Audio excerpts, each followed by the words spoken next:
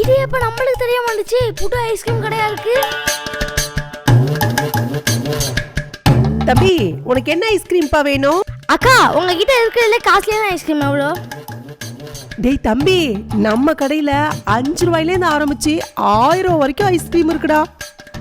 Chocolate வாங்கலாமா, வெண்ணிலா வாங்கலாமா, butter Scotch வாங்கலாமா, மேங்கோ வாங்கலாமா, எல்லாமே கன்ஃபியூஸா இருக்கே. தம்பி யோசிக்கிறத பார்த்தா நம்ம கடையில உள்ள மொத்த ஐஸ்கிரீம் காலி பண்ணிடுவோம் போல இருக்கு.